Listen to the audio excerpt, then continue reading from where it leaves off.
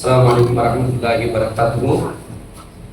إن الحمد لله نحمده ونستعينه ونستغفره ونؤمن به ونتوكل عليه ونعوذ بالله من شرور أنفسنا ومن سيئات أعمالنا. من يهده الله فلا مضل له ومن يضلل فلا هادي له. أشهد أن لا إله إلا الله وحده لا شريك له. أشهد أن محمدا عبده ورسوله أما بعد. فأعوذ بالله من الشيطان الرجيم. بسم الله الرحمن الرحيم. يا أيها الناس اتقوا ربكم الذي خلقكم من نفس واحدة وخلق منها زوجها وبث منهما رجالا كثيرا ونساء واتقوا الله الذي تساءلون به والأرحام إن الله كان عليكم رقيبا. يا أيها الذين آمنوا اتقوا الله وقولوا قولا سديدا يصلح لكم أعمالكم ويغفر لكم ذنوبكم ومن يطع الله ورسوله فقد فاز فوزا عظيما. يا أيها الذين آمنوا اتقوا الله حق تقاته ولا تموتن إلا وأنتم مسلمون. اللهم صل على محمد وعلى آل محمد كما صليت على إبراهيم وعلى آل إبراهيم إنك حميد مجيد.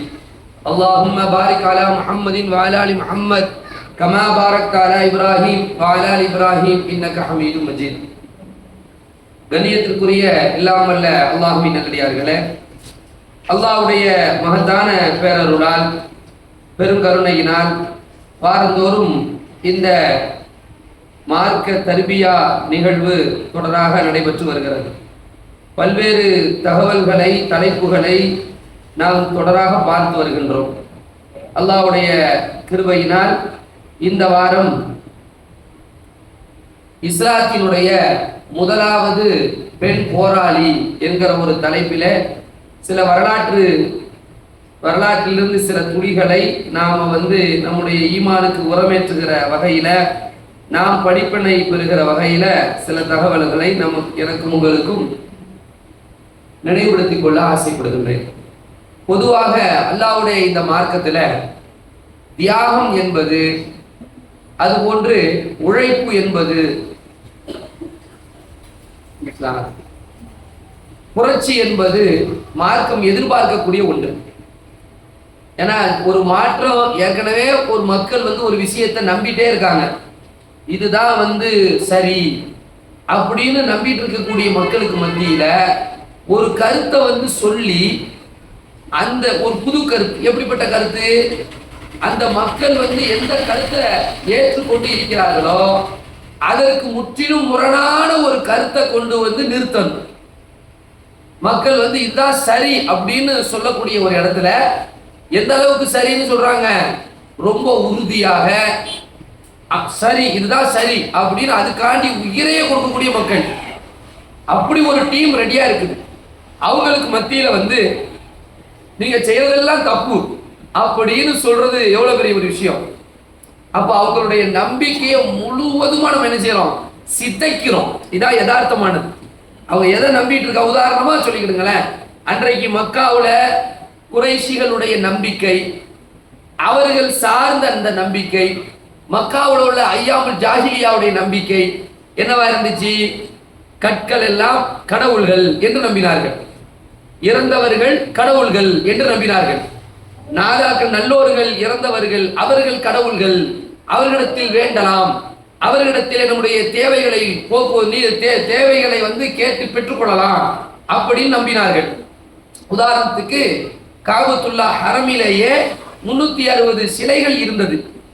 ஆதம் அலைஹிஸ்ஸலாம் அவர்களால் கட்டப்பட்டு, இப்ராஹிம் அலைஹிஸ்ஸலாம் அவர்களால் புனர் நிர்மாணம் செய்யப்பட்டு, தௌஹீதின் சப்தம் அங்கு சொல்லப்பட்ட இடத்தில சிலைகள் இருக்குது. அந்த சிலைகள் தான் நம்மளை காப்பாத்துதுன்னு நம்பிக்கை இருக்குது. ஊர்காவல், குலதெய்வம், இப்படி பல்வேறு வகையில அந்த அரபு மக்கள் என்ன செய்யறாங்க, நம்புறாங்க. இது அவ்வளவுத்தையும் ஒரு வார்த்தையில இல்லை கிடையாது அப்படின்னு சொல்ற டீம் தான் முஹம்மது ஸல்லல்லாஹு அலைஹி வஸல்லம் உருவாக்குன டீம். அப்படிதானே? அவங்க சாதாரண சொல்லிட்டாங்க, லா இலா அப்படின்னாங்க. ஒரு வார்த்தை தான், மந்திர சொல். என்ன சொன்னாங்கம்மா, லா இலாஹ இல்லல்லா. லா இலாஹ இல்லல்லாஹ் என்ன அர்த்தம், சிதைக்கிறது. இப்ப இங்க இருக்குது கல்வத் நாயகம் தர்கா, கல்வத் நாயகம் தர்கா. நம்மள்ட்ட கேட்டா என்ன சொல்லுவோம், எனக்கு நீங்க என்ன சொல்லுவியா? இப்ப எங்கிட்ட கேக்குறாங்க, அங்க போலாமா சரத்து, யாரா கேளுங்களேன், கேக்குறீங்களா? நான் சொல்லுவேன், எதுக்கு போறேன். எதுக்கு போற, அங்க போற? பள்ளிவாசலுக்கு போவா வேணாமான்னு சண்டை போடுறியா? பள்ளிவாசலுக்கு ஆண்கள் பெண்கள் போலாமா கூடாதா? தருவாங்கலாம் முட்டாக போட்டு போயிட்டே இருக்கும். ஒரு என்ன விளக்கேற்றுறதுக்கு கிளம்பி போயிடுவோம், நேசத்துக்கு கிளம்பி போயிடுவோம், பட்டல் குத்துக்கு கிளம்பி போயிடுவோம். ஹராம்னு சொல்லுவோம், துணிஞ்சு சொல்லுவோம். ஒரு சாரார் நம்பி இருப்பாங்க, இங்க போனா பக்தி. நாங்க வருஷத்துக்கு ஒரு தடவை சோறாக்கி சாப்பிடுவாங்க சில ஊர்கள்ல. இந்த கிராமத்துல எல்லாம் போய் பாத்தீங்கன்னு வைங்களேன், சுத்தம் சில கிராமங்கள்லாம் பார்த்துருக்கிறேன். காயல்பட்டினத்தை சுத்தி இருக்கக்கூடிய கிராமங்கள், இந்த மாதிரி இந்த குறும்பூர் போன்ற ஏரியா, அப்புறம் இந்த பக்கம் அந்த திசைய வேலை, இந்த மாதிரி ஏரியாலதான் நீங்க பார்க்கலாம். குடும்பத்தோட வருஷத்துக்கு ஒரு தடவை முகப்பத்து விருந்து மாதிரி சேர்ந்துக்குவாங்க. மாமா மச்சா அண்ணன் தம்பி வெளிநாட்டுல வந்துருவாங்க. எதுக்கு? கந்தூரியை மையமா வைத்து லீவு போட்டு நம்மள்ட்ட பெர்மிஷன் எங்கிட்ட ஃபத்வா கேட்பாங்க. பெர்மிஷன் நம்மள்ட்ட என்ன பெர்மிஷன்? ஃபத்வா, தீர்ப்பு. சரி, வருஷத்துக்கு ஒரு தடவை சொந்தங்களை பார்ப்பது குற்றமா, சேர்ந்து உண்ணுவது குற்றமா என்ன சொல்லுவீங்க? நீங்க கேட்கிற கேள்வியில அப்படியே மெல்ட் ஆயிருவீங்க. சொந்தங்களை பார்க்கறீங்களா? ஆமா, சொந்தங்களை அரவணைக்கணும். அப்படி விருந்து உண்டுறீங்களா? ஆமா, விருந்து கொடுக்கணும். அப்ப நம்மளே என்ன செய்யறது? அப்படியே கவுத்தி போட்டு நம்ம வாயில இருந்து சொந்தங்களை அரவணையுங்கள், விருந்து கொடுங்கள், நல்லா சேர்ந்து உட்காந்து சாப்பிடுங்கன்னு சொல்லி கடைசியில் எங்க வச்சு நடக்கும்? கபுர்ஸ்தான்ல வச்சு. எங்க அந்த யாரையும் அடைக்கணும் இருக்குமா, அதை மையப்படுத்தி அப்புறம் கந்தூரி விழா உருஸ் எல்லாம் இந்த தான் நான் சொல்றதுதான். நம்மள்ட்ட கேட்டா நம்ம கண்ணை மூடிக்கிட்டு சொல்லுவோம் ஹராமு அப்படின்னு. அப்படிதானே? அவன் நம்புறாங்க, இதெல்லாம் சும்மா சொல்லிக்குவாங்க இதெல்லாம். ஆனா நம்பிக்கை என்ன இருக்குது? அந்த பக்தி, அந்த ஒரு ஈர்ப்பு, அவற்ற ஒரு ஆற்றல் இருக்குன்னு நம்புறது. அவங்கள்ட்ட போய் கேட்டால் கிடைக்கும் நம்புறது. இந்த கந்தூரியை விட்டா ஊர் நாசமா போயிரு நம்புறது. இப்படி நம்புறது. சொல்லுவாங்க சாமி குத்தமாயிரு சொல்லுவாங்க, கேள்விப்பட்டிருக்கிறீங்களா? இதெல்லாம் ஏற்கனவே ஒன்று சொல்லியிருக்கிறேன். ஒருத்தர் கார், சொந்தக்கார ஒரு ஆளு, வேற ஒரு வகையில சொந்தத்துக்காரரு, அவர் என்ன செய்யற, ஒரு கார் எடுத்துட்டு வர்றாரு, ஒருத்தர் இடிச்சுட்டான். அவர் அப்ப சொல்றாரு, என்ன சொல்றாரு? நம்ம அம்மாவை பார்க்கல, அதான் பிரச்சனை அப்படிங்கிறாரு. அம்மாவை பார்க்கலையா? ஏன் உங்க அம்மாவை பார்க்கல அப்படின்னு கேட்டா, எங்குமா இல்ல செதிரி பாத்திமா அப்படின்னு. அப்ப எங்க போய் பாதிக்குது பாருங்க. இந்த மாதிரி ஒரு நம்பிக்கைகள் இருக்கா? நம்மள்ட்ட கேட்டனா அஸ்தக்ஃபிருல்லாஹ், இது பொய். கல்வத் நாயகமோ பஷீர் அப்பாவோ அல்லது வேறு யாருமோ எவ்வளவு பெரிய ஆளாக இருந்தாலும் அவர்கள் நலவு செய்திருக்கிறார்கள் அவர்களுக்காக. நாம் நலவு செய்ய வேண்டும் நமக்காக. அவர்களை பார்த்து வேண்டுமானால் படிப்பினைகளும் பாடங்களும் பெறலாம். என் பிள்ளைக்கு என்ன செய்யலாம்? எப்பா கல்வத் எவ்வளவு பெரிய ஆள் தெரியுமா, மார்க்கத்துக்காண்டி எவ்வளவு தியாகம் பண்ணியிருந்தால் எனக்கு தெரியல. அப்படி பண்ணியிருந்தா அவங்களை போன்று பிள்ளைகளை வளர்ப்பதற்கு ஆசையூட்டணும், ஆர்வம் ஊட்டணுமே ஒழிய வேற ஒரு கனெக்ஷன் கிடையாது. சரிதானே? இதுதான் அப்ப நம்பிக்கை உடைக்கிறோமா இல்லையா?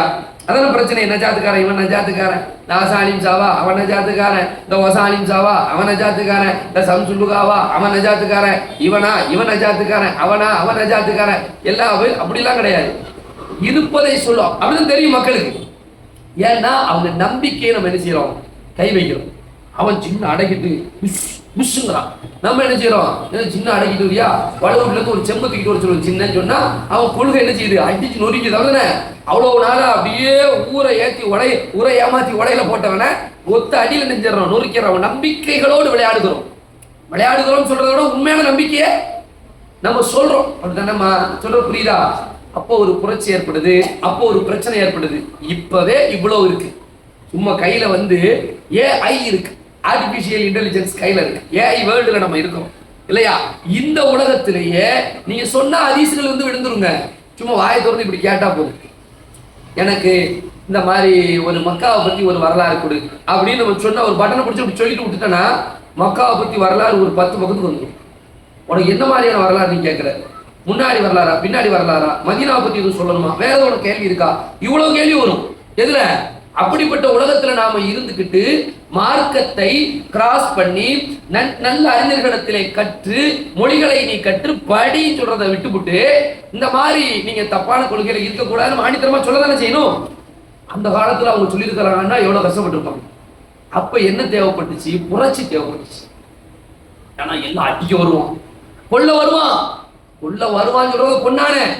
பிலால் ரலியல்லாஹு அன்ஹு பாலை வனத்துல போட்டு தரன்னு இழுத்து நகம் சதையெல்லாம் கிழிந்து தொங்கியது. ஏன்? கபாபின் அரத் ரலியல்லாஹு அன்ஹுடைய வயிற்றிலே கங்குகளை அள்ளி போட்டு வயிறெல்லாம் நெருப்பு புண்களாக, நெருப்பு கங்குகளால் சுடப்பட்ட புண்களாக, சீலாக, சலமாக கோர்த்து நின்றது. ஏன்? முஸ்அப் இப்னு உமைர் ரலியல்லாஹு தஆலா அன்ஹுவை தன்னுடைய பெத்தெடுத்த தாய் ஒன்றுமே இல்லாமல் நிர்வாணமாக ஆக்கி, உனக்கு முஹம்மது தான் வேண்டும் என்றால், முஹம்மதுடைய மார்க்கம் தான் வேண்டும் என்றால், இஸ்லாம் தான் உனக்கு வேண்டும் என்றால், எங்களுடைய மூதாதையர்களுடைய இந்த மார்க்கம் உனக்கு வேண்டாம் என்றால், எனக்கும் உனக்கும் எந்த சம்பந்தமும் கிடையாது, என் சொத்துக்கும் உனக்கும் எந்த சம்பந்தமும் கிடையாது, நீ என்னுடைய பிரியமான மகனாக இருக்கவே லாய்க்கில்லை, போ என்று அடித்து உடைகளை எல்லாம் களைந்து அனுப்புனாங்களே. ஏன்? இதெல்லாம் ஒரு புரட்சியில் ஏற்பட்ட அந்த ஒரு மாற்றத்தின் போது உள்ளது. அப்பெல்லாம் நம்ம இருந்தா நம்ம யாரும் தெரியும், நம்ம ஈமான் பலப்படுத்தணும். விளங்குதா? இப்பவே நம்ம உரசி பார்க்கிற ஒரு குடும்பத்திலேயே நம்மள என்ன செய்யறாங்க, ஒரு நல்ல கருத்தை பின்பற்ற நினைக்கும் பொழுது 4 பேர் வந்து நிக்கிறாங்க. என்ன நீ மட்டும் என்ன ஒரு வினோதமா போற, நீ மட்டும் என்ன இப்படி என்ன உனக்கு என்னது, போறியா வரியா அதோடு இருந்துக்கோ, சும்மா தான் மாசால சேர்த்துட்டுருவோம் பிள்ளைல, மாசால நல்லா படிக்குங்க, படிச்சுட்டு போய் வீட்டுல போய் பயன் பேசும், ஏம்மா இப்படி செய்யாத, உன் வேலையை பத்தி உன் சோழியை பார்த்துட்டு இல்ல எங்களுக்கு தெரியும் அப்படிங்கிறாங்க. கேள்விப்படுறோம் இருக்கா இல்லையா?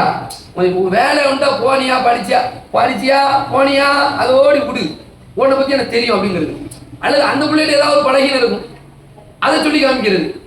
நீ முதல்ல போ, ஸ்கூல் எந்திரிப்போ அப்படின்னு சொல்லி விட்டுறது. ஏதாவது ஒரு பழகினத்தை ஒரு குத்தி விட்டுறது. பழகினம் இல்லாம இருக்கணும், ஆனால் அதை குத்துற இடம் அது இல்லை. ஒரு நல்ல கருத்தை ஒரு பிள்ளை சொல்லும் போது, ஒரு பெண் சொல்லும் போது, ஒரு ஆண் சொல்லும் பொழுது, அப்ப என்ன செய்யணும் அப்படின்னா அக்செப்ட் தான் பண்ணணும். ஏன்னா அந்த கருத்து அந்த பிள்ளை கருத்து இல்லை, அல்லாஹ்வுடைய மார்க்கத்தின் கருத்து, சத்தியத்தின் கருத்து, சத்தியத்தின் குரலை நெருக்க கூடாது. இதைதான் முஹம்மது ஸல்லல்லாஹு அலைஹி வஸல்லம் விஷயத்துல செஞ்சாங்க, சஹாபாக்கள் விஷயத்துல செஞ்சாங்க. அப்ப இந்த புரட்சி ஏற்படும் பொழுது பல உயிர்கள் ரத்த பழி கேட்குது. அந்த புரட்சி சாதாரணமான விஷயம் இல்லை. அப்ப ஒரு அந்த புரட்சிகள்ல பல தியாகிகள் வந்து வரலாற்றுல மின்னி கொண்டிருக்கிறாங்க. பல தியாகிகள் இருக்காங்க. நீங்க வரலாறுல போய் பார்த்தீங்கன்னு சொன்னா அவங்க எல்லாம் அந்த புரட்சி காலத்துல இருந்தவங்க. இப்ப நான் சொன்ன பிலால் ரலியல்லாஹு அன்ஹு, சுமையா ரலியல்லாஹு அன்ஹா, அந்த மாதிரி வந்து ஹப்பாப் பின் அரத் ரலியல்லாஹு அன்ஹு, இந்த மாதிரி எல்லாம் சொல்றோம்ல, இவங்க எல்லாம் அந்த புரட்சி காலத்துல ஒரு கொள்கை மாற்றம் ஏற்படக்கூடிய காலத்துல எதிராளிகளுடைய அந்த கோபத்திற்கு முழுதுமா அவங்க கோபம் இறக்கி வைக்கப்பட்டவர்கள். அவங்க தான் கேப் கிடைச்சா கொன்றுவாங்க, துன்புறுத்துவாங்க. துன்புறுத்து அப்படியே கூட்டு வந்து பாருங்க, ஒரு தோழரை அப்படியே கூட்டு வந்து நிப்பாட்டி, இங்க பார் நீ உன் குடும்பத்தோடு வாழ்றியா, சந்தோஷமா இருக்கிறியா, உன் மனைவி மக்கள் உனக்கு வேணுமா, மகிழ்ச்சிகரமான வாழ்க்கை வேணுமா, பிரச்சனை கிடையாது, ஒன்னே ஒண்ணு மட்டும் நீ எனக்கு சொல்லியே ஆகணும், சொன்னா இந்த நிமிஷம் உனக்கு உயிர் பிச்சை தர்றோம். என்ன தெரியுமா சொல்லணும்? இந்த இடத்துல முஹம்மது இருந்தால் உனக்கு சம்மதம், இதை மட்டும் சொல்லு. நான் முகமதுலாம் கூட்டு வர சொல்லல, முகமது நீ நைசா பேசி கூட்டு வந்து நிப்பாட்டு அப்படி நான் சொல்லல. அது பெரிய டார்கெட், வாயால சொல்லு. ஏன்னா அவனுக்கு என்ன எவ்வளவு வேதனைப்பட்டிருக்கானு பாருங்க. அவனுக்கு எவ்வளவு வேதனைப்பட்டிருக்கான்னா, முகமது ஒரு வார்த்தை திட்டமாட்டிருக்கான்ல. முகம்மதை நம்புபவர்கள் எப்படி நம்புறாங்கன்னா, ஒரு வார்த்தை முகமது ஸல்லல்லாஹு அலைஹி வஸல்லம் மேல ஒரு தப்ப சொல்ல மாட்டிருக்காங்களே, ஒவ்வொரு வார்த்தையும் சொல்ல மாட்டிருக்காங்களே, அந்த வார்த்தையை சொல்லுங்கிறாங்க. எப்படி சொல்றாங்க? கடுமரத்தை நிப்பாட்டிக்கிறாங்க. கடுமரம்னா என்ன தெரியுதா? கடுமரம் அப்படின்னு சொன்னா இந்த ஊசியா ஒரு மரத்தை செதுக்கி வச்சிருப்பாங்க. இந்த முன்பகுதி ரொம்ப ஊசியா இருக்கும், ஒண்ணுமே இல்லை, அதுல உட்கார வச்சிருவாங்க, அவ்வளவுதான். அதுல உட்கார வச்சு எனக்கு ஆகும் 60 கிலோவா 50 கிலோவா 45 கிலோ ஒரு மனுஷன் இருக்கான், 80 கிலோ 100 கிலோலாம் இருக்கிறாங்க. இந்த மனுஷனை இப்படி தூக்கி உட்கார வச்சா என்ன ஆகும்? அவனுடைய உடம்புல தொலையிட்டுருவது, தொலையிட்டு வயிறு குடலு எல்லாவற்றையும் கிழித்து அப்படியே மண்டை வழியாக உச்சந்தர வழியா வெளியே வந்து அப்படியே இறங்கிட்டே போகும். இப்படிப்பட்ட ஒரு இடத்துல அவரை நிப்பாட்டுறாங்க, ஒரு தோழரை நிப்பாட்டி ஒன்று சொல்லுங்கிறாங்க. என்ன சொல்லணுமா? அடிக்கணும், குத்தணும், கொல்லணும்லாம் கிடையாது. முஹம்மது இந்த இடத்துக்கு வந்தா எனக்கு ஓகே, இது மட்டும் சொல்லு, நீ சும்மா சொல்லு, வாயால சொல்லப்பா. சொன்னாங்களா? என்ன கிராஸ் பண்ற, யார கிராஸ் பண்ற, ஏய் நீ என்ன வார்த்தை கேட்கிற, இந்த வார்த்தையை நான் சொல்லிடணும்னு நினைக்கியோ? ஒரு விஷயம் சொல்றேங்க, நான் இங்கே இருக்கட்டும், அவங்க அங்கே இருக்கட்டும், முஹம்மது ஸல்லல்லாஹு அலைஹி வஸல்லம் இங்கெல்லாம் வர வேண்டியதில்லை, அவங்களுடைய காலில் ஒரு முள்ளு குத்துறத கூட நான் சம்மதிக்க மாட்டேன். கடைசியில் விளைவு என்னது? அந்த தோழர் அன்றுதான் கடைசி அவருக்கு ஒரு சொன்னது செஞ்சுட்டானோ, கொண்டுட்டானோ. இது அந்த புரட்சியின் போது நடைபெற்ற நிகழ்வுங்க. ஒரு கொள்கை மாற்றம். அதனாலதான் நம்ம சொல்றோம், இஸ்லாம் அறிதல் மார்க்கத்தை 1 வருடமோ 2 வருடமோ 3 வருடமோ முபல்லிகாவோ ஆலிமாவோ படிப்பதல்ல முக்கியமான விஷயம். அந்த படித்த அந்த விஷயத்திற்காக நாம் வாழ்வதற்கு பாருங்க, அதுதான் முக்கியம். அவங்க வாழ்ந்துட்டாங்க, எடுத்தத வாழ்க்கையில முழுமையா நடத்தினாங்க. அதுக்காண்டி சில நேரங்களில் ஏச்சிக்கள், சில நேரங்களில் பேச்சுக்கள், சில நேரங்கள் கை துண்டா போச்சு, சில நேரங்கள் கண்டு தெரியாம போச்சு, சில நேரங்கள் ஒன்று உறுப்புகள் காணா போச்சு, துண்டு துண்டா பாகம் பாகமா வெட்டி வெட்டி வீசப்பட்ட தோழர்கள் எல்லாம் இருக்காங்க, துண்டு துண்டா வெட்டிப்பட்டவங்களா இருக்காங்க. அப்ப எது போனாலும் சரி மார்க்கத்தை கரெக்டா பின்பற்றி நடந்தாங்க. அதுதான் இன்னைக்கு வரைக்குமே இவங்க பாருங்க, பாபர் பள்ளி ஆசிரியர் இடிச்சு போட்டு இன்னைக்கு சொல்றானோ தமிழ்நாட்டில் அயோத்தி ஆக்குவோம், திருப்பரங்குன்றம் இன்னொரு அயோத்தி, மதுரை இன்னொரு அயோத்தி, மதுரை இன்னொரு அயோத்தி, நீ திருப்பரங்குன்றத்தை பத்தி பேசாத, அதை பத்தி பேசாதாங்கிறானுங்க. செய்யறதுக்குள்ள அநியாயம், ஆனா சொல்லாதங்கிறாங்க. இருக்கா இல்லையா? அப்ப அந்த தொடர்ச்சி தான் இது. அதனால நாம எப்பவுமேங்க மறுமைக்காக வாழ வேண்டும், மறுமைக்காக வாழ்ந்தவர்களை நாம் பார்க்க வேண்டும், அவர்களிடமிருந்து பாடங்களை நாம் பெற வேண்டும். அவ்வளவுதான். அவருக்கு பாடம் என்ன? அப்படி ஒரு பெண்மணி தாங்க, அவங்க பேர் நுசைபா பின்த் கஅப் அல் அன்சாரி ரலியல்லாஹு தஆலா. அந்த பெண்மணி இஸ்லாத்தின் முதல் பெண் புரட்சியாளர், பெண் போராளி. போராளிங்கிற வார்த்தை சாதாரண வார்த்தை கிடையாது, அது எல்லாரும் சொல்ல முடியாது. போராளின்னா என்னங்க சாதாரண விஷயமா? போராளிங்கிறது களத்துல தான் போய் போராடணும், போர்க்களத்துல வாழை தூக்கிட்டு போராடணும், துப்பாக்கி தூக்கிட்டு போராடணும், பீரங்கிக்குள்ள உட்காந்து போகணும்லாம் நினைக்காதீங்க. போராளினா கருத்து போரும் போர் தான். ஒரு கருத்துக்காண்டி களத்தில் நிக்கிறோம்ல அலிங்சாம், அதுவும் போர் தானே. கருத்துக்காக ஒரு கருத்துக்காண்டி வரி 50 பேர் வர்றான், இதை தான் செய்யணுங்கிறான், இவன் சரியை தான் செய்வாங்கிறான். அது ஒரு ஆண் சொன்னாலும் சரி பெண் சொன்னாலும் போராளி தான். கருத்து போய் திரும்ப திரும்ப திரும்ப திரும்ப வைக்கிறானே. இப்படி இந்த பெண் யாரு? நுசைபா பின்த் கஅப் அல் மாசினி ரலியல்லாஹு தஆலா அன்ஹா. அவங்க அன்சாரியை சார்ந்தவங்க. இவங்க யார் அப்படின்னா, மதீனாவுல ஹஸ்ரஜின்னு ஒரு குளம் இருக்கு. மதீனாவுல அவுஸ் ஹஸ்ரஜின்னு வரலாறுனா அப்படித்தான் நிறைய பேர் வரும். தெரியுதா? நீங்களாம் என்ன செய்யணும்? ஆகா, முதல் பெண் புரட்சியாளர் சொல்றாங்களே, அப்போ ஒரு பேனாவை கொண்டு வந்துருவோம், ஒரு நோட்டை கொண்டு வந்து எழுதுவோம் அப்படிலாம் அந்த இடம் கிடையாது நமக்கு. ஏன்னா இப்போ கேட்கறது அடுத்த வாரம் என்ன செய்வோம், ஒரு பாட்டு பறிச்சு வைப்போம். அப்ப என்ன சொல்றீங்க பார்ப்போம். சரியா? சரி, அந்த பெண் பேர் என்னது? நுசைபான் ஷார்ட்டா சொல்றீங்க, நான் எவ்வளவு கஷ்டப்பட்டு லாங்கா சொன்னேன். நுசைபா பின்த்னா என்னது? மகள். யாருடைய மகள்? கஅப் அல் மாசினியா. மாசினா ஒரு குடும்பம். அல் அன்சாரினா மதீனாவை சார்ந்தவர்கள். இந்த அம்மாவுக்கு ஒரு பேர் தான், நுசைபாங்கிற ஷார்ட்டான பேரு. நுசைபா நூனு சீனு நுசைபா பின்த் கஅப் அல் மாசினியா. முழு பேரு அவளை சொல்ல வேண்டாம், நுசைபான்னு மட்டும் சொன்னா போதும். ஸ்டூடெண்டா இருக்கிறதுனால நான் ஃபுல் பேரை சொல்லுங்கன்னு சொல்லுவேன். அது ஸ்டூடெண்ட் சொல்லணும்லங்க, அடுத்த கடத்துக்கு வரணும்ல. பொதுவான நாள் பரவாயில்ல, நான் அம்மா சொல்றேன் இன்னும் சைபா சொல்லிட்டு போய் உங்கள்ட்ட கேள்வி கேட்க மாட்டேன், விட்டுறலாம், பிரச்சனை கிடையாது. அது எல்லாரும் நானும் அப்படிதான் சொல்லுவேன்னு சொல்ல முடியாது. அதுக்கு நீங்க இந்த அம்மா மாதிரி இருக்கணும். எனக்கு தான் சொல்றது, நல்ல ஃபுல்லா மெமரி பண்ணி என்ன செய்யணும், ஃபுல்லா படிக்கணும்.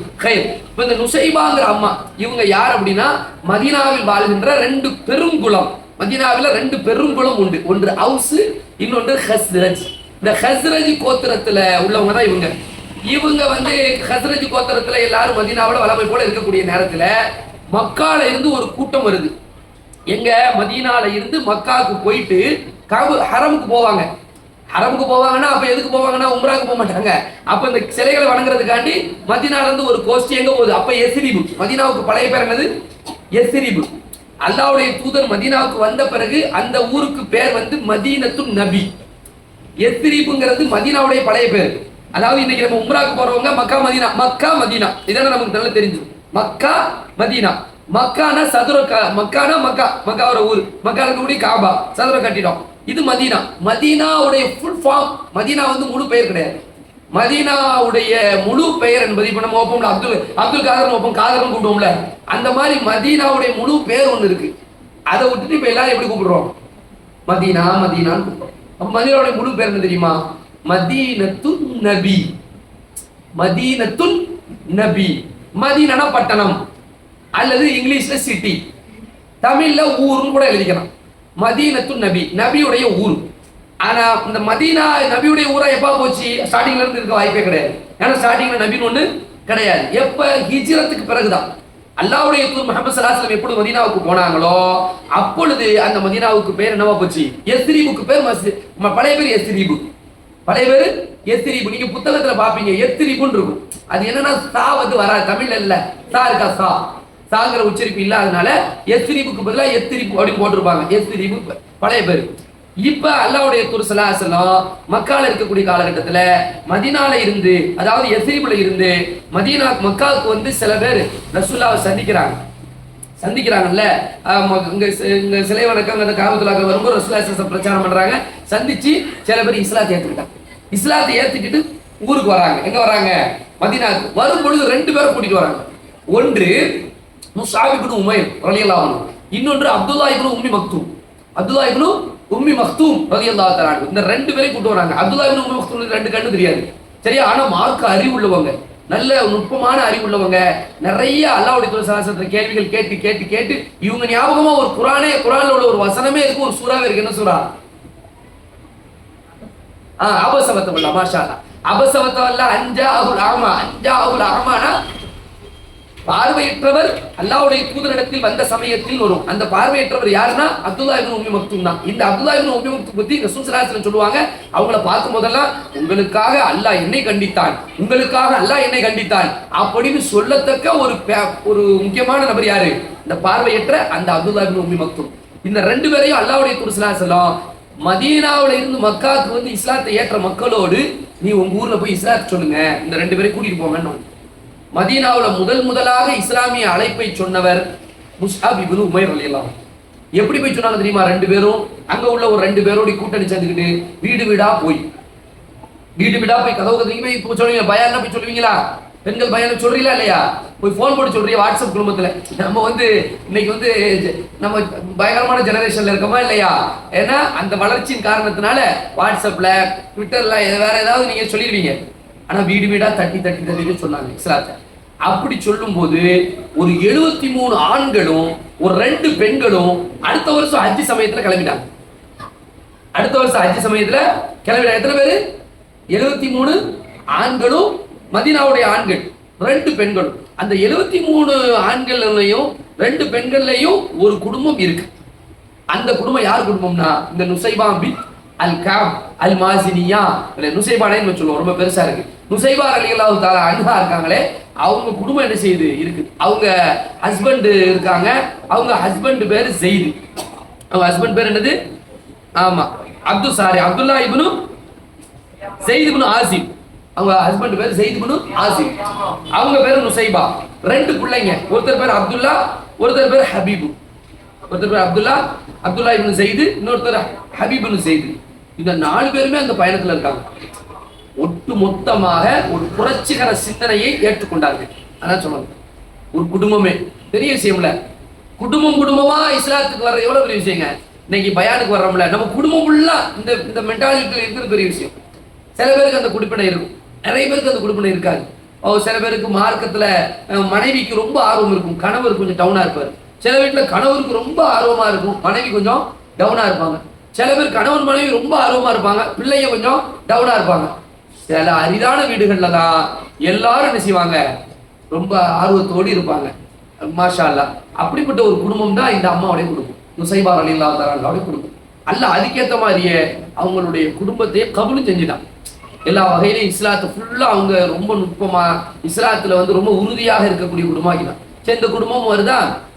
இன்னும் சொல்ல போறாங்க, வரலாற்றுல ஒப்பந்தங்கள்ல உடன்படிக்கைகள்ல பெண்களும் சமம்தான், ஆண்களுக்கு நிகரானவர்கள் தான் என்பதை ப்ரூவ் பண்ற மாதிரி நடந்த ஒப்பந்தத்துல இந்த 2ஆம் அகபா ஒப்பந்தம். இதுக்கு பேர் 2ஆம் அகபா. அந்த மக்கால வச்சு ரசூலுல்லாஹ்ட்ட போய் ஒப்பந்தம் என்ன கொடுக்கிறது? என்ன ஒப்பந்தம் தெரியுமா? இந்த நபியை நாங்க ஏற்றுக்கிட்டோம், இவங்க அல்லாஹ்வுடைய தூதர், இனிமே நாங்க இணை வைக்க மாட்டோம், அல்லாஹ் ஒருத்தனை தான் வணங்குவோம், இந்த நபி அல்லாஹ்வுடைய தூதர், இந்த நபிக்காக வேண்டி எங்களுடைய உயிர், எங்களுடைய உடைமைகள், எங்களுடைய பொருள் அனைத்தையும் நாங்கள் தியாகம் செய்வோம், எங்களுடைய உயிருக்கு மேலானவங்க இந்த அல்லாஹ்வுடைய தூதர் ஸல்லல்லாஹு அலைஹி வஸல்லம் அவர்கள் தான், நாங்கள் இனிமேல் பொய் சொல்ல மாட்டோம், யாரையும் ஏமாற்ற மாட்டோம். இப்படிலாம் ஒரு ஒப்பந்தத்தை என்ன செய்யறாங்க, கொடுக்கறதுக்கு தான் அந்த ஒப்பந்தம் அகபா. இந்த ஒப்பந்தத்துல 2 பெண்களும் இருக்காங்க. 2 பெண்கள் சொன்னா அதுல ஒரு பெண் யார் தான்? இந்த அம்மா தான். இந்த அம்மாவுடைய புனைப்பெயர், பட்டப்பெயர் வந்து உம்மு உமாரா ரலியல்லாஹு தஆலா. உமாராங்கிறது அவங்க பட்ட பேர் தான், அவங்களுக்கு பிள்ளை உமாரான்னு ஒரு பிள்ளைலாம் கிடையாது அப்படின்னு வரலாறுல என்ன செய்றாங்க, குறிப்புகள் வந்து தர்றாங்க. மற்றொரு பெண் இந்த குரூப்ல இருக்காங்க, அவங்க பெண்ணா இருக்கிறதுனால அவங்களுக்கு சொல்லணும். ஏன்னா ஒரு பெண்ணாக இருந்து ஒரு புரட்சிகர கருத்துக்களை ஏற்று அந்த புரட்சிகர கருத்துக்காக ஒரு பயணத்தை மேற்கொண்டு அந்த பயணத்தில் இறுதி வரைக்கும் வாழ்க்கை பயணமே முடியும் வரைக்கும் இருக்காங்கன்னா ஒரு ரொம்ப உறுதி இல்லைங்க. பெண்கள் வந்து இருக்கிறது பெரிய விஷயம் இல்லைங்க. பெண்கள்கிட்ட மார்க்கம் போறதும் அவர்கள் அதுல ஸ்ட்ராங்கா இருக்கிறதும் எப்போ வரைக்கும், கட்ட கடைசி வரைக்கும், அது பெரிய ஒரு விஷயம். அதனால இந்த புரட்சி பெண் இருக்காங்களே, அந்த புரட்சி பெண்ல வந்து உம்மு மணியா, அவங்க பேர் அஸ்மா பின் அம்ரு அப்படிங்கிற அந்த ஒரு சஹாபி பெண்ணும் அந்த குரூப்ல இருக்காங்க. ஆக இவங்க போய் உடன்பாடு செஞ்சுட்டு வந்துட்டாங்க. உடன்பாடு செஞ்சுட்டு வர்றாங்க. அப்புறம் வந்து கொஞ்ச நாள் போயிட்டே இருக்குது. பத்ர் யுத்தம் வந்துருச்சு. பத்ர் யுத்தத்துல இந்த அம்மாவுடைய சகோதரர் ஒருத்தர் யாரு, உம்மு உமாரா ரலியல்லாஹு தஆலா அன்ஹாவுடைய சகோதரர் அப்துல்லா இப்னு கஅப் அல் மாசினி, மாசினிங்கிறது குடும்ப பேர் சரியா. அப்துல்லா இப்னு கஅப் ரலியல்லாஹு அன்ஹு இவங்க இருக்காங்க. அந்த யுத்தத்துல பயங்கரமா போராடுறாங்கப்பா. பத்ர் யுத்தத்தில் போராடிய தோழர்கள்ல இந்த அம்மாவுடைய, ஏன்னா இதை ஏன் கோட் பண்ணணும் அப்படின்னு சொன்னா, அவங்க ஒரு குடும்பத்துல ஒரு சைல்டு இருக்கு மார்க்கத்தோடி தொடர்பா. என் அண்ணனும் மார்க்கத்துல நல்லா பிடிப்பா இருப்பான் அப்படின்னு சொல்லுவோம்ல, அத மாதிரி அவங்களுடைய சகோதரரும் ரொம்ப பிடிப்பான ஒரு சகோதரர். பத்ர் யுத்தம் நடக்குது. அடுத்து உஹது யுத்தம். உஹது யுத்தத்துலதான் இந்த அம்மாவுடைய முழுமையான வீரம் வெளியே தெரியுது. இந்த உம்மு உமாரா ரலியல்லாஹு அன்ஹா என்ன காரியம் பண்றாங்கன்னா, இந்த உஹது யுத்தத்துல அல்லாஹ்வுடைய தூதர் ஸல்லல்லாஹு அலைஹி வஸல்லம் அவர்கள் வந்து அழைப்பு கொடுக்குறாங்க. பத்ர் யுத்தத்துல இவங்க நேம் இல்லை அப்படிங்கிறதுக்கு ஒரு காரணம் இருக்கு. என்ன காரணம்னா, பத்ர் யுத்தம் முதலில் யுத்தமாக ஆரம்பிக்கப்படவே இல்லை. பத்ர் யுத்தம் நடந்தது வந்து ஒரு திட்டமிட்டு முன்கூட்டியே செய்தி தெரிந்து இந்த மாதிரி வந்து யுத்தத்துக்காண்டி உளவாளிகள் செய்தியை கொண்டு வந்து மக்கள் இந்த மாதிரி யுத்தம் செய்ய போறாங்க, இந்த மாதிரி பத்ருங்கிற ஒரு இடத்தை நோக்கி வந்துட்டு மதீனாவை நோக்கி வந்துட்டு இருக்காங்க, அவங்கள நம்ம போய் பிளாக் பண்ணுவோம் அப்படின்னு பிளான்லாம் பண்ணல. பத்ர் யுத்தத்தை பொறுத்தவரைக்கும் என்ன நினைக்கிறீங்க, எதுக்காண்டி போனாங்க பத்ர் களத்துக்கு? ஞாபகம் இருக்கா? பத்ர் களத்துக்கு போனாங்கல்ல, ரஹீக்கு படிப்பீங்களா இல்லையா? பத்ர் களத்துக்கு அபூ சுஃபியான் அவர்களுடைய வியாபார படையை பிடிப்பதுக்கு தான் போவாங்க. அபூ சுஃபியான் வந்து அந்த பக்கமா வராங்கன்னு தெரிஞ்சுக்கிட்டு அந்த வியாபார படையை பிடிக்கணும். வியாபார படையை போய் வியாபார கூட்டத்தை படையில வியாபார கூட்டத்தை பிடிக்கணும்னா அங்க நமக்கு ஆயுதங்கள்லாம் பெரிய அளவுக்கு தேவைப்படாது. நம்ம ஒரு 10 பேர் ஸ்ட்ராங்கான ஒரு 10 பேர் போனாலே அதை என்ன செஞ்சிடலாம், லாக் பண்ணிடலாம். ஏன்னா வியாபார கூட்டம் வந்து பெரிய யுத்த கூட்டம் மாதிரி வரமாட்டாங்க. அப்படி இவங்க கிளம்பி போகும்போது வியாபார கூட்டம் தப்பிச்சுட்டு, ஆனா அபூ சுஃபியான் ஒரு லெட்டர் போட்டு விட்டாரு. அப்ப இஸ்லாத்துல இல்ல அபூ சுஃபியான். சில பேருக்கு அபூ சுஃபியான் அபூ தாலிப் பேர் கேட்ட உடனே எல்லாம் முஸ்லீம் பேர் நினைச்சுக்கணும். அரபுல பேர் அவ்வளவுதான், விளங்குதா? முகமது ஸல்லல்லாஹு அலைஹி வஸல்லம் வாப்பா பேர் அப்துல்லா தான். ஆனா அவங்க தௌஹீத்வாதியாவா இருந்தாங்கன்னு கேட்டா இல்ல. சரியா? சரி இருக்கட்டும், அது ஒரு பக்கம். இப்ப அபூ சுஃபியான் ஒரு லெட்டர் போட்டு விட்டாரு. என்ன லெட்டர் போட்டு விட்டாங்க? அபூ ஜஹலுக்கு இந்த மாதிரி எங்களை பிடிக்கிற மாதிரி ஒரு செய்தி வந்திருக்குப்பா, எங்களுக்கு பயமா இருக்கு, சீக்கிரமா ஒரு படை அனுப்பணும். ஆனா தப்பிச்சிட்டாங்க. தப்பிச்ச உடனே நான் தப்பிச்சிட்டேன்பா, படையெல்லாம் தேவையில்லைன்னு ஒரு லெட்டர் போட்டாங்க. ஆனா அபூ ஜஹல் இருக்கான, அவனுக்கு அல்லாஹ் விதியை வந்து பத்ர்ல முடிக்கணும்னு முடிவு பண்ணிட்டான். அதனால அந்த செய்தா என்ன பண்ணிட்டான்னா, நான் எடுத்த சபதம் முடிப்பேன் அப்படின்னு கிளம்பிட்டான். எல்லாத்தையும் கூட 1000க்கு மேற்பட்ட படையை கூப்பிட்டு ஆண்கள் பெண்கள் ஊனு கும்மாளத்தோடி ஏன்னா வந்து ஒட்டகம் அப்படி இப்படி சாப்பாடுக்கு போன வந்தா அவன் சமாதியாயே போயிட்டான். யாரு? அபூ ஜஹலுடைய சமாதியே எங்க தான் இருக்கு? பத்ர்ல தான் இருக்கு. நாங்களாம் பாத்தீங்கன்னா உம்ராக்கு ஹஜ்ஜுக்கு நீங்க போனா போய் பாருங்க பத்ர்ல. ஏன்னா அவங்க செத்த இடம் இதுதான் அப்படிங்கறதெல்லாம் காட்டுவாங்க. சரியா? பத்ர்ல முன்னறிவிப்பு இல்லாமல் நடந்த யுத்தம்னால நிறைய ஆர்வம் உள்ளவர்கள் கலந்து கொள்ள முடியல. ஆனா உஹது யுத்தம் இருக்கா, அதுக்கடுத்து ஹிஜ்ரி 3ல நடக்குது. இது திட்டமிடப்பட்ட ஒரு யுத்தம் தான். அதாவது எதிரிகள் திட்டமிட்டாங்க, போய் அடிச்சிருவோம், இன்னைக்கு பத்ருக்கு பழி வாங்க வேண்டும். உஹதுடைய நோக்கம் என்னது? பத்ருடைய நோக்கம் இஸ்லாத்தை அழிக்கணும்னு. உஹதுடைய நோக்கம் என்னவா இருந்துச்சுன்னா, ஏன்னா எந்த நோக்கமும் இஸ்லாத்துக்கு கிடையாது. இஸ்லாத்தை பொறுத்த வரைக்கும் சில கிறுக்கு பயில சொல்லுவானோ, இஸ்லாம் டெரரிஸ்ட் தீவிரவாதம் ஆனோம், இஸ்லாம் வாளால் பரப்பப்பட்டதுன்னு பண்ணுவா, இஸ்லாம் வந்து யுத்தம்லாம் செஞ்சிருக்கு, வெட்டுங்க குத்துங்கலாம் சொல்லுதுன்னு சில கிறுக்கணும் என்ன செய்வானுவா சொல்லுவானு. இன்னைக்கும் சொல்லுவானோ, யூடியூப்ல உட்காந்து சொல்லுவானோ, அதெல்லாம் கிறுக்கு போயிடுவான். நுனிக்குள் மேயிறவனுவோம், ஒழுங்கா படிக்க துப்பில்லாதவனுவோம். சரிதா? அல்லது படிச்சாலும் கூட மண்டையில் சாணத்தை வைத்து திருப்பணும், மூளையை எடுத்து வெளியே வச்சுட்டு திரியிறவனு தான் அப்படி பேசுவானுவான். மார்க்கத்துல கொஞ்ச நேரம் உட்கார்ந்து படிச்சவங்களுக்கு கூட தெரிஞ்சு போயிடும் மார்க்கம் எவ்வளவு புனிதமானது, இஸ்லாம் எவ்வளவு அமைதியானது, இஸ்லாம் எவ்வளவு நெருங்கிக்கிறது, உலக மக்களுக்கு இஸ்லாம் எவ்வளவு அவசியமானது, இந்தியாவுடைய எதிர்காலத்துக்கு இஸ்லாம் எவ்வளவு அவசியமானதுலாம் கொஞ்சம் படிச்சாலே தெரிஞ்சு. அப்ப உஹது யுத்தத்தை அவன் வரும்போது எப்படி வரான்? இதோடு பத்ருக்கு பழி வாங்க வேண்டும், பத்ரில் இறந்தவர்களுக்கு பழி வாங்க வேண்டும் என்றுதான் உஹதுக்கு வருது. உஹதுல ஸல்லல்லாஹு அலைஹி வஸல்லம் வெல் பிளான்ட், முஹம்மது ஸல்லல்லாஹு அலைஹி வஸல்லம் ரொம்ப அழகான ஒரு திட்டமிடல் வச்சிருப்பாங்க எப்பவுமே. அப்படி ஒரு திட்டமிடல் நெறியோடு உஹது படை கிளம்புகிறது இல்லையா? ஆனால் என்ன நடந்துச்சுன்னா, ஸல்லல்லாஹு அலைஹி வஸல்லம் ஒரு மலையில குறிப்பிட்ட ஒரு 50 பேரை நிப்பாட்டி வச்சிருந்தாங்க. இப்ப நீங்க போனா அந்த மலையெல்லாம் பார்க்கலாம். நீங்க வரலாறு புத்தகத்துல கூட அந்த மலையெல்லாம் போட்டிருப்பாங்க. முஸ்லிம் படை நின்ற இடம், எதிரிகள் நின்ற இடம், அந்த வழி போறது கொள்றது, மலை எங்க இருந்துச்சு அப்படின்னு. அந்த மலையில 50 பேரை நிப்பாட்டிட்டு, எப்பா எங்களுடைய உயிர்கள் எங்களுடைய உடல்களை கழுகு சாப்பிட்டால் கூட நானா சொல்ற வரைக்கும் நீங்க இறங்க கூடாது. சூப்பர் ஆர்டர் போட்டாங்களா? என்னைக்குமே ஒரு விஷயத்தை விளைக்கிடுங்க. அமீர்னு ஒருத்தர் இருந்தாருன்னா அவங்க கட்டுப்படுங்க. அமீருக்கு கட்டுப்பட்ட குடும்பமா இருந்தாலும் சரி, ஜமாத்தா இருந்தாலும் சரி, வேற ஏதாவது ஒரு டூரே போறீங்கன்னு வச்சுக்கிடுங்களேன், அப்போ என்ன செய்யணும்? அப்பதான் என்ன செய்வோம்? பிச்சுக்கிட்டு போயிட்டு போயா அவங்கடா நம்ம அங்க போய் நிற்போம், நம்ம செல்ஃபி எடுப்போம், அப்புறம் காணா போயிடுவோம், அவனை தேடி அலையணும். இந்த உம்ராவுக்கு போவோமே சுபஹான் அல்லாஹ், இதை வேற சொல்லவா? ஏன்னா உம்ராவுக்கு போனா ஒரு 40 பேர் பஸ்ல வருவாங்க, வாங்க ஜம்முன்னு போனா எப்பவுமே சரி எல்லாரும் எம்மா நில்லுங்க, இங்க நில்லுங்கம்மா, அங்க நில்லுங்கம்மா, ஐயா போறாங்க சொல்லிட்டு போங்கம்மா, எப்பா கூப்பிடுவோம், அறிவிப்போம், உடனே வந்துருங்கம்மா, பைக்ல அறிவிப்போம், எப்பா பஸ் கிளம்பும் போது வாங்கம்மான்னு. அப்பதான் 2 பேரும் இப்படியே நிற்பாங்க, பயபக்தியா துவாசிட்டே இருப்பாங்க.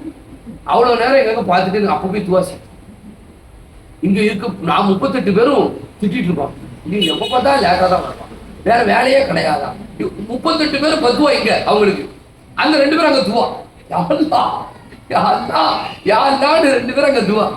நான் சொல்லுவேன், ஏங்க திட்டுறாங்க இங்க, இப்படி சொல்ல முடியாது, இப்படி ஆனா கொஞ்சம் கண்ணியமான இடம் பத்திலா, அதனால ரொம்ப எவ்வளவுதான் நம்ம என்ன செய்யறது. இப்படி சில பேர் வந்து இருப்பாங்க. இப்படிலாம் அமீர் கட்டுப்பட்டணும். இத்தாத்தனா இத்தாத்தான். 9:30 மணிக்கு பஸ் வந்துரும் சொன்னா நான் 10:30 மணிக்கு தான் இறங்குவேன்னு சில பேர் இருப்பான். நீ சொல்லி நான் என்ன கேட்கறது அப்படின்னு சண்டைக்கு நிக்கிறது. இதெல்லாம் கூடாது. இஸ்லாத்தை பொறுத்தவரைக்கும் இமாரத்து ரொம்ப முக்கியம். அமீர் கட்டுப்படணுங்கிறது. 3 பேர்ல ஒருத்தர் அமீரா நியமிங்க சலாத்து சொல்றாங்க. 3 பேர் இருக்கிறா, 3 பேருக்கு ஒருத்தர் லீடர் இருப்பார். அந்த லீடர் சொன்னா கேட்டுக்கணும், ரொம்ப முக்கியமானது. இது நிறைய குழப்பங்கள் வந்து நம்மளை தவிர்த்துரும். சரிங்களா? இமாரத் என்பது இருக்கணும். அத்தியுல்லா அல்லாஹ் கட்டுப்படுங்க, அத்தியோர் ரசூல் ரசூல் கட்டுப்படுங்க, ஒவ்வொரு அம்ரி மின்கும் உங்களுடைய காரியங்களில் பொறுப்புதாரிகளுக்கு கட்டுப்படுங்க. சரிங்களா? மசோரா கொடுக்கலாம், அதுல தப்பே கிடையாது. மசோரா கேட்கதான் செய்யணும். ரசூலுல்லாஹி ஸல்லல்லாஹு அலைஹி வஸல்லம் எவ்வளவு மசோரா கேட்டிருக்காங்க மனைவி மக்கள்கிட்ட. அப்பா இதுக்கு என்னப்பா கருத்து சொல்றது பிரச்சனை கிடையாது. ஆனா ஒரு முடிவுன்னு வந்துச்சுன்னா என்ன செய்யணும்? அந்த முடிவுக்கு கட்டுப்படணும். முடிவை மாத்தணும்னா அமீர்ட்ட சொல்லணும், குடும்ப தலைவர்கிட்டே சொல்லணும். இன்னைக்கு வந்து ஒரு உதாரணத்துக்கு சொல்றேன், இன்னைக்கு இட்லி சமைக்கணும் முடிவு எடுத்துட்டியோ, பேசி இட்லி தான் முடியாச்சு, அது திடீர்னு உப்புமாவை மாறிச்சு வைங்களேன், ஒரு தகவல் போயிடணும். இது ஒரு சின்ன விஷயத்துக்கு சொல்றேங்க, போயிட்டா சூப்பரா இருக்கும்லங்க. சே எவ்வளவு ஒரு அமைதியான குடும்பம், சாந்தமான குடும்பம். சரி எவ்வளவு வீட்டுல சண்டை தூக்கி இட்லின்னு சொல்லிட்டு நீ வந்து தோசை போடுறியாவான்னு சண்டை வந்துருக்கு. வேலை சொல்றது சட்னி தானே சொன்னேன், மிளகாய் சட்னி எங்க, மல்லி சட்னி எங்க, எப்படி நீ சாம்பார் போடுவ, யாரை கேட்டு போடுறீ அப்படின்னு சொல்லி சண்டை வந்து கடைசியில 10 ரூபா என்ன இதுல தலாக வந்து இறங்குதா இல்லையா? அதனால சின்ன விஷயமோ பெரிய விஷயமோ சூறா கேட்கறதுல எந்த தப்புமே இல்ல. அது மாதிரிதான் அவங்களும் கணவர் தரப்புலயே அதான்.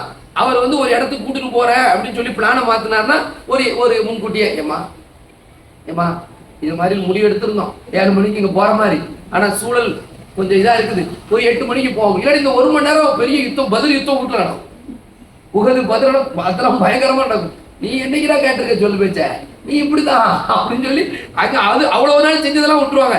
நீ என்னைக்கு என்னத்தை கண்ட போ, அந்த அதெல்லாம் நிறைய விஷயங்கள் இருக்கு. இப்படி அப்படி நம்ம மேட்ச் பண்ணி அறிஞ்சுக்கணும். அதனால ஷூராக்கு ரொம்ப முக்கியத்துவம் இருக்கு. இந்த ஷூரா இருக்குல்ல, இந்த பதில உகதுல பாருங்க, அந்த 50 பேரு முஸ்லிம்களுக்கு வெற்றி அப்படியே கிடைச்சிக்கிட்டே இருக்கு. எப்படி இருக்கும்? சந்தோஷம் இருக்கு, மாற்றுக்கிறது இல்லை. நம்ம அந்த இடத்துல பொருத்தி பார்க்கணும், நம்மளையும் பொருத்தி பார்த்தா தான் இதுக்கு முடிவெடுக்க முடியும். நம்ம பாட்டு இங்க இருந்துகிட்டு குற்றம் செய்து விட்டார்கள் சொல்லலாம், ஆனா நம்ம அந்த இடத்துல இருந்தா என்ன செய்வோங்கிறது இருக்குல்ல. இந்த 50 பேர் மேல இருந்து பாக்குறாங்க, முஸ்லிம்களுடைய படை முன்னேறி செல்லுது, காபீர்களுடைய படை புறம் முதுகிட்டு ஓடுது. அப்ப இவங்க பாக்குறாங்க மேலோங்கி விட்டோம் அப்படின்னு. அதுல ஒரு அமீர் இருப்பார்ல, அந்த அமீர் சொல்ல கேட்காம இறங்குறாங்க. அந்த அமீர் சொல்றாங்க, எப்பா போகாதீங்கப்பான்னு. இல்ல வெற்றி வெற்றி வெற்றின்னு அல்லாஹ் அக்பர்னு இறங்கிட்டான். இறங்குனத ஒரு ஆள் பார்த்துக்கிட்டே இருக்காரு. கிடைக்கலையா? அது ஏன்னா அந்த ஆளு ஆரம்பத்துல இருந்து அதான் பார்த்துட்டே இருக்காரு. யார் அவருக்கு தெரியும் ஒரு படையுடைய நெறி, ஒரு படையை கட்டுப்படுத்துதல், ஒரு படையை தோக்கடிக்கிறது எப்படி, எல்லா யுத்த ஞானங்களும் யுக்திகளும் வழங்கப்பட்ட ஒரு மனுஷன். அந்த மனுஷன் அவர் பார்த்துட்டு இருக்காரு, இறங்கிட்டான்டா குதிரை படம் எடு அப்படின்னு சொல்லி விட்டாரு. பார்க்கணும் எதுக்காண்டி ரசூலா அங்க நிக்க வச்சாங்கன்னா, இந்த பக்கமா எவனும் வந்தா நீ தான் என்ன செய்யணும், அம்பு வச்சுதான் கையில அம்பு வச்சு தாக்கணும். தாக்கிட்டேன்னா என்ன செய்வாங்க, அந்த பக்கம் ஏற மாட்டாங்க, முன்னேறி வர மாட்டாங்க. அதையும் மீறி முன்னேறி வந்தா இங்க எச்சரிக்கை கொடுத்துட்றான். இதுக்கு தான் அந்த டீம், உயரமான டீம், உயரத்துல இருந்து இப்படி பார்த்துக்கிட்டு இருந்தாங்க. அந்த டீம் இறங்கின உடனேயே அந்த வாசல் வழியா படை திரட்டி வந்தவர் பெயர் என்ன தெரியுமா? என்ன பேர் தெரியுமா? வந்தவர் பேரு காலித் பின் வலீத். பிற்காலத்தில் இஸ்லாத்திற்கு வந்து அல்லாஹ்வுடைய மார்க்கத்திற்காக பல யுத்தங்களை சந்தித்து தளபதியாக முன்னின்று பல யுத்தங்களில் வெற்றி. எந்த அளவுக்கு என்றால், வரலாற்றிலே காலித் எங்கெல்லாம் சென்றாரோ அங்கெல்லாம் வெற்றி கிடைக்கும் என்று பெயர் பெற்றார். அல்லாஹ்வுடைய புறத்திலிருந்து அவருக்கு கிடைக்கப்பட்ட பட்டம் சைஃபும் மின் சுயூஃபில்லாஹ், அல்லாஹ்வுடைய வாட்களில் ஒரு வாள். காலித் பின் வலீத் ரலியல்லாஹு தஆலா அன்ஹு. மிகப்பெரிய ஆச்சரியம், வரலாற்றில் மிகப்பெரிய அதிசயம். இஸ்லாமிய வரலாற்றை தவிர வேறு எங்கும் இது போன்ற அதிசயம் இருக்காது. அப்படிப்பட்ட அதிசயம் என்னவென்றால், அவங்க வாப்பா தான் அல்லாஹ்வுடைய தூதருக்கு எதிராக கவிதைகள் பல புனைந்து மசோராக்கள் வழங்கியவர். வலீத் பின் முகீரா மகன் இஸ்லாத்திலே. அந்த மகனுடைய முந்தைய வரலாறு, உஹது சேதப்பட்டதற்கு மிக முக்கியமான காரணமே காலித் பின் வலீத் ரலியல்லாஹு அன்ஹு தான். ஆனா அடுத்த யுத்தத்தில் அவர் எந்த பக்கம் கொண்டாரு? இஸ்லாம். எவ்வளவு பெரிய விஷயம் மத்தியில். அதனால ரொம்ப ஆச்சரியம். எதிரிகளை என்னைக்குமே எதிரிகள் நினைக்கூடாது. எப்போ அப்பப்போ இஸ்லாத்தை சொல்லணும். எப்பா இஸ்லாத்துக்கு வாங்கடே அப்படின்னு. ஹெச் ராஜாவா இருப்பான், லூசு மாதிரி பேசுவான். ஹெச் ராஜான்னு ஒருத்தர் தெரியுமா, பயங்கரமா பேசுவான். இஸ்லாத்துக்கு ரொம்ப தாழ்ந்தோண்டித்தனமா பேசுவான். பிஜேபியுடைய முன்னாள் தலைவர். இது மாதிரி நிறைய பேர் இருக்கானோ, பயங்கர இந்த அண்ணாமலைன்னு ஒருத்தர் இருக்கான். அவனுக்கு ஆட்டுக்குட்டின்னு பட்டம் வச்சிருக்காங்க. பட்டம்லாம் வைக்கக்கூடாது, சரியா? அவன் அண்ணாமலை என்ன பண்றான், அவனும் ரொம்ப என்ன செய்வான், பயங்கரமா இஸ்லாத்தை வந்து என்ன செய்ய பேசிக்கிட்டு இருக்குது. இது மாதிரி நிறைய பேர் இருக்காங்க. இது மாதிரி பேசி கொண்டு ரொம்ப ஹர்ட் பண்ணி அவங்க ஸ்பீச்சே எப்படி இருக்கும், ஹேட்டிங்கா தான் இருக்கும், சரியா? இன்னும் என்ன செய்யறான், ஒரு சைட் ஆரம்பிச்சு வச்சிருக்கான், ரீக்ளைம் டெம்பிள்ஸ் அப்படின்னு சொல்லி ஒரு சைட்டு. அந்த சைட் ஒரு வெப்சைட்டுமா, கேரளால இருந்து. அந்த வெப்சைட்ல பாத்தீங்கன்னா இந்தியா முழுக்க பல பள்ளிவாசல்கள், பல பள்ளிவாசல்கள் கோயில்களை ஆக்குபேஷன் பண்ணி ஆக்கிரமித்து தான் கட்டப்பட்டிருக்கிறதுன்னு சொல்லி தமிழ்நாட்டை மட்டும் 175 பள்ளிவாசல் தர்காவை சொல்றான். இது ஒரு பெரிய பிராடி. இப்படிலாம் போயிட்டு இருக்கானுங்க. ஆனா இப்படிலாம் போயிட்டே இருந்தாலுமே ஒருவேளை நாளைக்கு ஹமாரா நம்ம ஜி இருக்காரு, ஹமாரா தேஷ் ஹே யாரு, எல்லாரும் கரெக்டா ஞாபகம் வச்சிருக்கிறியோ, அந்த மோடி ஜி இருக்காரு, நாளைக்கே களிமா சொல்லி இஸ்லாத்துக்கு வந்துட்டாரு. என்ன செய்வியா? இங்க உட்காந்து பேசிட்டு இருப்பாரு, அல்ஹம்துலில்லாஹ் அல்ஹம்துலில்லாஹ் இஸ்லாம் அப்படின்னு பேசுறா இல்லையா? நீங்க என்ன செய்வீங்க? ரொம்ப பக்தியா நம்ம கேட்போம். ஏன்னா இஸ்லாத்துல இந்த ஆச்சரியம் நடந்திருக்கு. ரசூலுல்லாஹி ஸல்லல்லாஹு அலைஹி வஸல்லம் வெட்ட போன உமர் ரலியல்லாஹு அன்ஹு இஸ்லாத்துக்கு வந்தது. அது மாதிரி ரசூலுல்லாஹி ஸல்லல்லாஹு அலைஹி வஸல்லம் கொல்லணும்னே வாழ்க்கை லட்சியமா இலக்கா வச்சிருந்த சுமாமா பின் உசால் ரலியல்லாஹு அன்ஹு இஸ்லாத்துக்கு வந்தது. எத்தனையோ பத்ர் யுத்தத்தில அபூபக்கர் ரலியல்லாஹு அன்ஹு வெட்டுவதற்காக அவருடைய மகன் வாளேந்தி நின்றது. அடுத்த யுத்தத்திலே அபூபக்கர் ரலியல்லாஹு அன்ஹு சேர்ந்து களம் கண்டது. இப்படியான ஆச்சரியமான நிகழ்வுகள். அல்லாஹ்வுடைய தூதர் ஸல்லல்லாஹு அலைஹி வஸல்லம் ஹம்ஸா ரலியல்லாஹு அன்ஹுவை கொல்ல வேண்டும் என்று செய்த ஹிந்து ரலியல்லாஹு தஆலா அன்ஹா மாறி போனது. பத்ருக்கும் காரணம், உஹதுக்கும் காரணம், கந்தக்குக்கும் காரணம், எல்லா யுத்தங்களுக்கும் காரணமா இருந்த அபூ சுஃபியான் வந்து இஸ்லாத்துக்கு வந்து இஸ்லாத்தின் படையிலே நின்று அவருடைய குடும்பத்தினர்கள் பிற்காலத்தில் இஸ்லாத்தின் ஆளுநர்களாக மாறி நின்றது. இந்த மாதிரி ஆச்சரியங்கள்லாம் இஸ்லாத்துல இருக்கு. அதனால யார் எப்போ வேணாலும் என்ன செய்யலாம், இஸ்லாம் ஆகலாம். காலித் பின் வலீத் ரலியல்லாஹு அன்ஹு அன்னைக்கு இஸ்லாத்தின் எதிரி படையில இருந்தாங்க. விட்டாங்க பாருங்க, பயங்கரமான சேதம் உஹதுல. அப்ப அல்லாஹ்வுடைய தூதர் ஸல்லல்லாஹு அலைஹி வஸல்லத்தை பாதுகாக்கும் அரண் உடைக்கப்பட்டிருந்துச்சு. பாதுகாக்கும் அரண் சுத்தி நின்ற சஹாபாக்கள்ல பல பேரை காணும். ஏன்னா அந்த உள்ள பூந்துட்டாங்கல்ல, பின்வழியா வந்த உடனே பின்வழியா வந்து தாக்குனாங்கன்னு வைங்களேன்.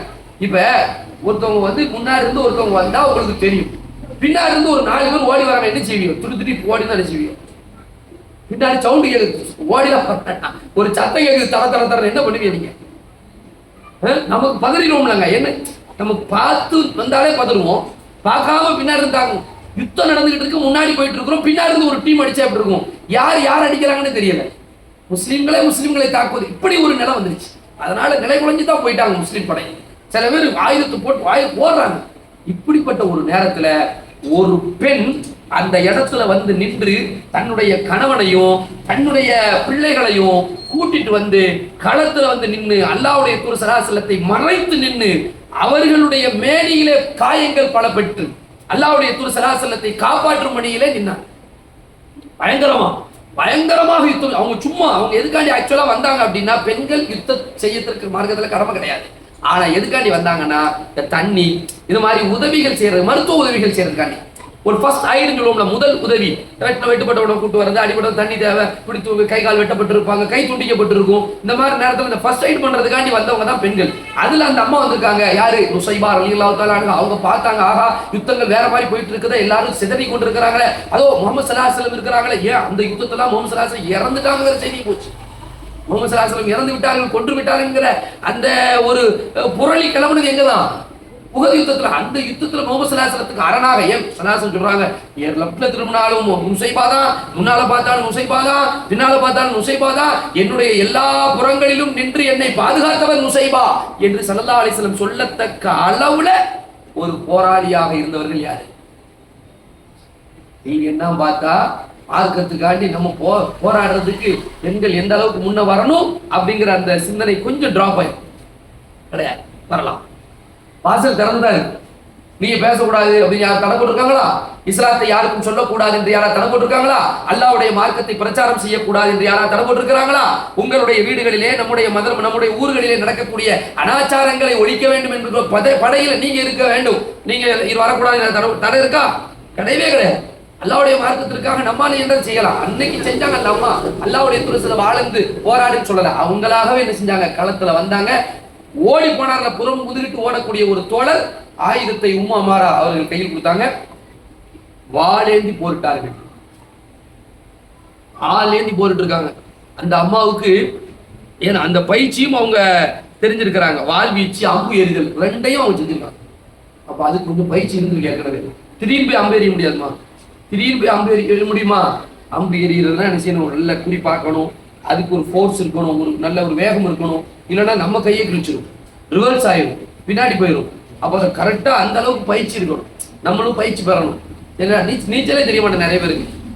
நீச்சல் ஒரு பயிற்சி நிறைய பேருக்கு. அது உடனே இது சொல்றதுனால சில பேர் கேட்டாங்க, அசரத்து உடனே ஆத்து கிளம்பிட போறாங்க எல்லாரும்.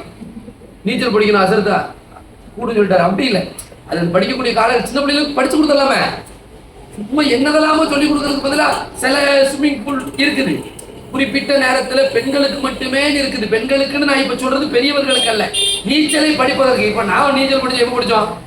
நேத்தா முந்தானேத்தா கிடையாது. 1996ல ஒரு நம்ம ஊர் ஆத்து பாலம் தெரியுதா, பெரிய குத்தாப்பள்ளி ஆசல் மேல நின்றுட்டு இருந்தேன். என் அண்ணன் பிடிச்சி தள்ளி விட்டுட்டான். தபால்னு கீழே விழுந்தேன். கரைக்கு வந்தேன். அங்க நீச்சல் படிச்சேன். கரைங்க சொல்றது எதுக்கு தள்ளி விட்டான்னு அவனுக்கு கேட்கணும். நேரத்துல இருந்து டவுட்டா இருக்கு. சரியா? ஆனா வந்தாச்சு, பின்னாடியே வந்து விழுந்து காப்பாத்திட்டாங்க. எது எப்படியோங்க பயிற்சிகள் வந்து பெறணும். உம்மமாரார் அந்த பயிற்சி களை இருந்ததால களத்தில் குதித்தார்கள், வாழ்வீச்சில் ஈடுபட்டார்கள், அம்பு எய்தல்ல ஈடுபட்டாங்க. அது ஒரு பெரிய அவங்களுக்கு ஒரு நட்பேருங்க. அல்லாஹ்வுடைய தூதர் ஸல்லல்லாஹு அலைஹி வஸல்லம் பிரார்த்தனை அந்த இடத்தில் பெற்றார்கள். ரசூல் சொன்னாங்க, யா அல்லாஹ் இந்த குடும்பத்தை பார்த்துட்டு, யாரு? அவங்களுடைய ஹஸ்பண்ட் சொன்னா ஏற்கனவே நான் சொல்ல விட்ட ஒன்று. பத்ர் யுத்தம் முடிந்த உடனேயே முதலாவது கணவர் என்ன செஞ்சுட்டாங்க? இறந்து போயிட்டாங்க. இறந்து போனதுனால இரண்டாவது ஒரு திருமணம் அவங்க முடிச்சிருந்தாங்க. அந்த இரண்டாவது திருமணத்துல முடிச்சாங்க கணவர், அவங்களும் அந்த களத்துல நிக்கிறாங்க. அவருடைய மகனாரும் அந்த களத்துல நிக்கிறாங்க, அப்துல்லா பின் ஸைத். எல்லாரும் நின்று ரசூலா பாதுகாக்கிறது பயங்கரமாக போராடுறாங்க, களத்துல நிக்கிறாங்க. கடைசியில் அந்த அம்மாவுக்கு ஒரு பெரிய வெட்டு, தோல் புஜத்துக்கும் கழுத்துக்கும் மத்தியில் ஒரு ஆழமான வெட்டு. பிற்காலத்தில் ஒரு அம்மா பாக்குறாங்க, அவங்களுடைய அந்த வெட்டை பத்தி சொல்றாங்க. ரொம்ப ஆழமா பெரும் பள்ளம் அங்க இருந்துச்சு. 1 வருஷம் ஆச்சான் காயம் ஆறுறது. அப்படின்னா எவ்வளவு பெரிய காயம், சும்மா சாதாரண காயம். அந்த காயத்தை யார் வெட்டினா அப்படின்னு சொன்னா, வெட்டினவன் பேரு இப்னு உமையா அப்படிங்கிற ஒரு ஆளு, குறைஷி. அவர் நேரா வர்றாங்க. இந்த அம்மா தான் பயங்கரமா யார் களத்துல நிக்கிறாங்க டார்கெட் ஆயிடுவாங்க, இலக்காயிரும். அப்படிதானே? யாராவது போய் ஓவரா பேசினா அவங்க தானே இலக்காகும், அவங்களதானே பிடிக்கணும்னு அவ்வளோ பண்ண நினைப்பாங்க. அப்ப இந்த அம்மாவை வந்து கதையை முடிக்கணும் அப்படின்னு சொல்லிட்டு குதிரையில வேகமா வந்து இவருடைய அந்த தோல் புஜத்துக்கு கழுத்துக்கு மத்தியில ஆழமா ஒரு வெட்டு, சதைய துண்டாயிருச்சு. அந்த நேரத்துல அவங்க இருக்காங்க, விழுந்துட்டாங்க, அவ்வளவுதான் செய்வாங்க. ஆனா விழுந்தாலும் எந்திரிச்சு போராடி இருக்காங்க. ஒரு அடிபட்டவனும் துடிச்சிருவோம்லமா, அது ஒரு பெண்ணா இருந்தா அவங்களுக்கு சொல்ல பழகி, ஐயோ அடிபட்டுருச்சுன்னு சொல்றோம்ல. ஒரு நகம் பிஞ்சா நமக்கு வலிக்குது, ஒரு சின்ன சின்ன உராய்ச்சிட்டு கதவு ஜன்னல் கடையில கையை வச்சுட்டோம், லைட்டா ஒரு அடி துடிச்சு போயிடுறோம்ல.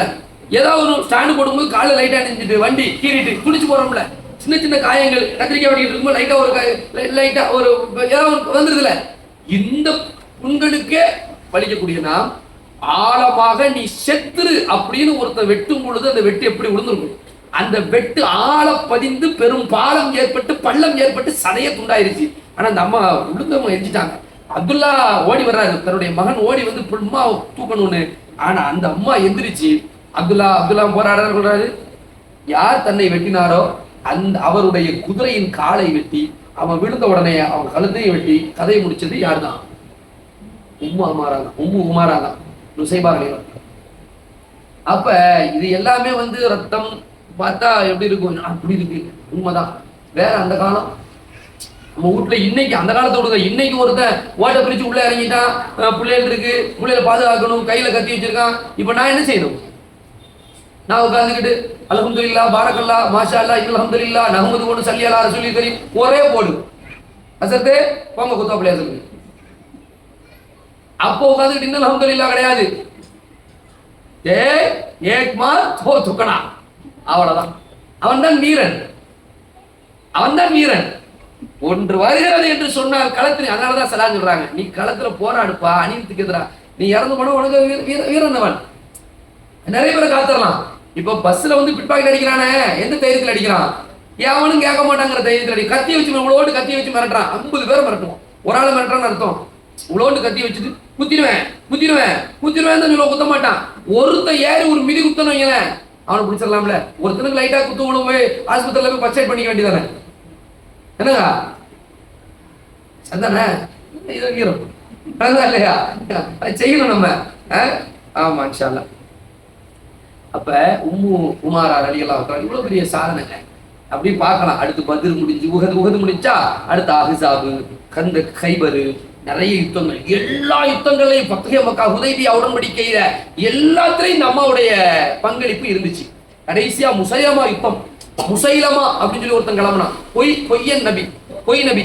அந்த முசைலமாவுடைய காலகட்டத்துல அவங்களுடைய மகனாருக்கு ஏற்பட்ட ஒரு சோகமும் இருக்கிறது.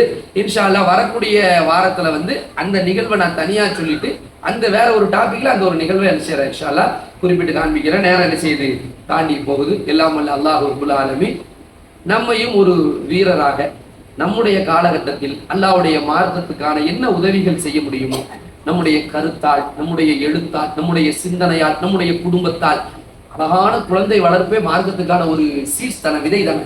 நம்ம பிள்ளைகளை நல்ல முறையில உருவாக்கி முபல்லிகா படிக்க வைக்கிறாங்க, ஆலிமா படிக்க வைக்கிறாங்க, அரபுகள் படிக்க வைக்கிறாங்க. இப்படி படிக்க வச்சு அந்த பிள்ளைய ஒரு உதாரணங்க, நம்ம போன பிறகு அந்த பிள்ளைக்கு ஒரு மார்க்க இருக்கும் வரலாம்ல. அதனால பல பணிகள் இருக்கு, பல துறைகள் இருக்கு. ஏதாவது ஒரு துறையை எடுத்துட்டு நம்மளும் உம்மு உமாராவுடைய வாரிசு தான் என்பதை என்ன செய்யணும்? குரூப் பண்ணணும். அல்லாஹ் அப்படிப்பட்ட ஒரு தௌஃபீக் நமக்கு எல்லாம் அளிப்பானாக என்று கூறி நிறைவு செய்கிறேன். வாஹ் தஅவானா அல்ஹம்துலில்லாஹி ரப்பில் ஆலமீன். அஸ்ஸலாமு அலைக்கும்.